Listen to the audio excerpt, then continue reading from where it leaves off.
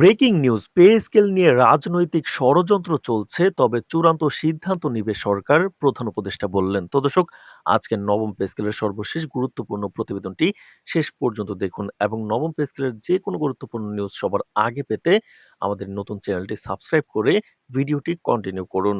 তো দর্শক, pay scale নিয়ে রাজনৈতিক অঙ্গনে যে জটিলতা, গুঞ্জন এবং নানামুখী আলোচনা তৈরি হয়েছে তা নিয়ে আজ প্রধান উপদেষ্টা কঠোর ভাষায় জানিয়েছেন যে এসবের পেছনে রাজনৈতিক উদ্দেশ্য প্রণোদিত কিছু ষড়যন্ত্র কাজ করছে।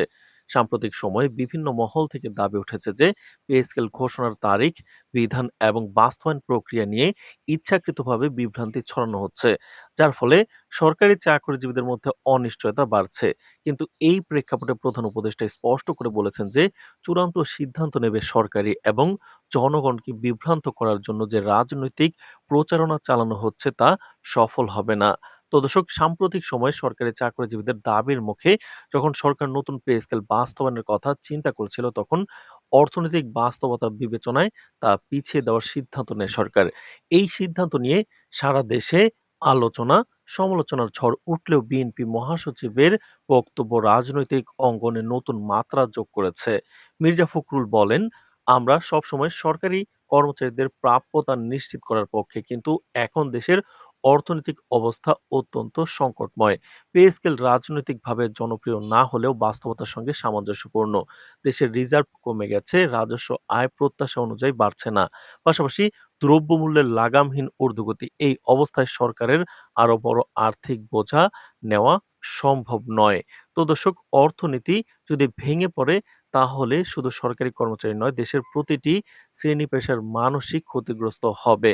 সরকার যদি এখন পরিস্থিতি সামলে নিয়ে পরে পে স্কেল বাস্তবায়নের সিদ্ধান্ত নেয়, তাহলে তা দীর্ঘমেয়াদে রাষ্ট্রের জন্য মঙ্গলজনক হবে বললেন মির্জা ফখরুল। তিনি আরো বলেন, যদিও সরকার পে স্কেল বাতিল করেছে, তবে আমাদের সরকার গঠনের পর তা অবিলম্বে কার্যকর করা হবে। ফখরুলের এই মন্তব্যের পর রাজনৈতিক মহলে নানা প্রতিক্রিয়া দেখা দিয়েছে।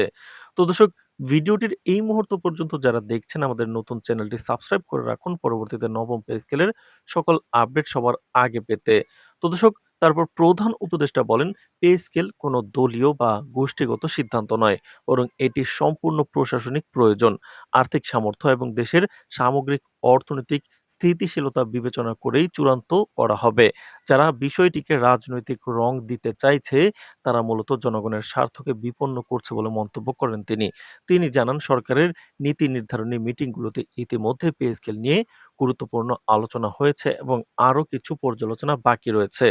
এইসব পর্যালোচনা শেষ হলে সঠিক সময়ে সরকার সিদ্ধান্ত ঘোষণা করবে এবং এটাই হবে দেশের স্বার্থে সবচেয়ে কার্যকর পদক্ষেপ।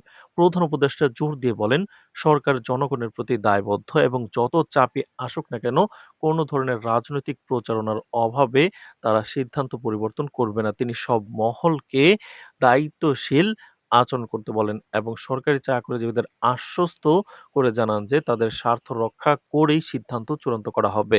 পে স্কেল ঘোষণার বিষয়ে যে উত্তেজনা চলছে তা দ্রুতই কমে আসবে, কারণ সরকার যথাযথ সময়ে বাস্তবধর্মী ও গ্রহণযোগ্য সিদ্ধান্ত নিতে প্রস্তুত। তিনি আরও জানান, এই সিদ্ধান্ত সম্পূর্ণ স্বচ্ছ প্রক্রিয়ায় নেওয়া হবে এবং কোনো রাজনৈতিক ষড়যন্ত্রই এই প্রক্রিয়াকে বাধাগ্রস্ত করতে পারবে না।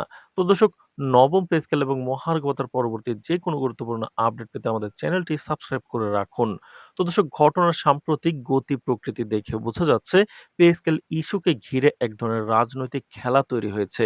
কিন্তু সরকারের উচ্চ পর্যায়ের বক্তব্য থেকে স্পষ্ট যে এই খেলা সফল হবে না এবং শেষ পর্যন্ত রাষ্ট্রের স্বার্থ ও সরকারি কর্মচারীদের স্বার্থই সর্বোচ্চ অগ্রাধিকার পাবে। তাই পে স্কেল নিয়ে যে অনিশ্চয়তা তা খুব শিগগিরই দূর হবে বলে আশা করা যাচ্ছে। তো দর্শক, নবম পে স্কেল এবং মহার্ঘ ভাতার যে কোনো গুরুত্বপূর্ণ আপডেট সবার আগে পেতে আমাদের চ্যানেলটি সাবস্ক্রাইব করে রাখুন। আজ এ পর্যন্তই, ধন্যবাদ।